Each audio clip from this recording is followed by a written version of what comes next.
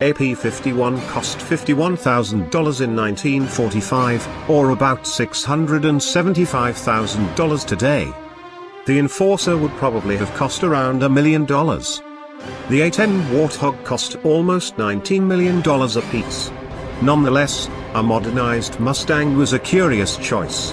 The P-51 had made its reputation in 1944-45 as an air superiority fighter that was fast, maneuverable and, most importantly, long-ranged enough to escort B-17 and B-24 bombers deep into Nazi-occupied Europe.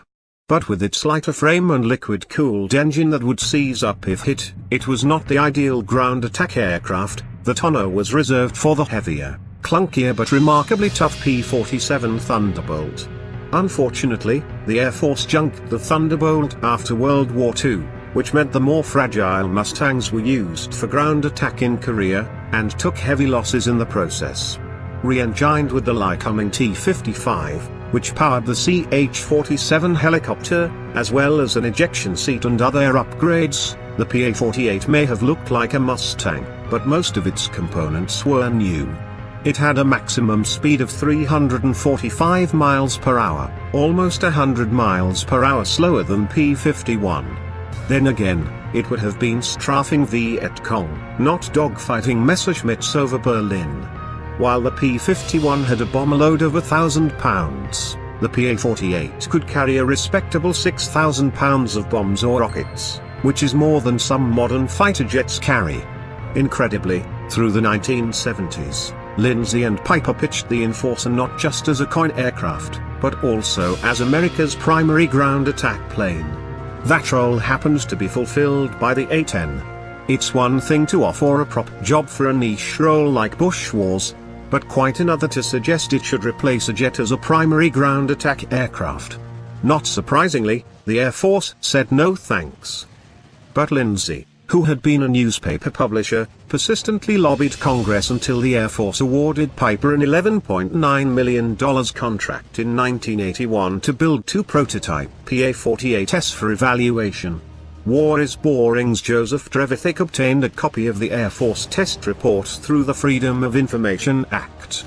While the testers found the Enforcer easy to operate and maintain, they also concluded it was underpowered, lacked maneuverability with a full bomb load and was too fragile. On the other hand, compared to a heavily armored A-10, almost any aircraft would look fragile. But the air defense environment has become only more hostile since World War II. Not only are nations like Russia deploying more sophisticated surface-to-air missiles, like the S-400, but even irregular armies and terrorists groups like ISIS and Hezbollah are well equipped with anti-aircraft missiles and guns. Combat missions for the F-35 will be challenging enough, even with stealth. The skies would be absolutely lethal for a 1945 aircraft. True, the PA-48 would have been cheaper, but this virtue is rooted in a time when human life was cheaper. America lost almost 44,000 Army Air Force, the precursor to the US Air Force, aircraft overseas during the Second World War, plus another 14,000 in training accidents in the United States. More than 40,000 airmen were killed in combat theaters, and that figure was even worse for the Germans and Japanese. The P-51 was considered high-tech for its time. But World War II aircraft and their pilots were essentially flying bullets, to be expended like so much ammunition in a massive war of attrition. Even Operation Rolling Thunder in Vietnam cost more than 900 aircraft. Today's pilots are expensively trained and politically expensive to lose. A pilot lost over Serbia or Syria has major diplomatic repercussions, which is why drones are becoming the aircraft of choice. The Air Force does like its high-priced jets, and cost is a lingering issue for $100 million aircraft like the F-35. But while a propeller-driven aircraft might be useful to organizations like Special Operations Command that fight small wars in remote locations, America is not about to send upgraded Second World War aircraft against China or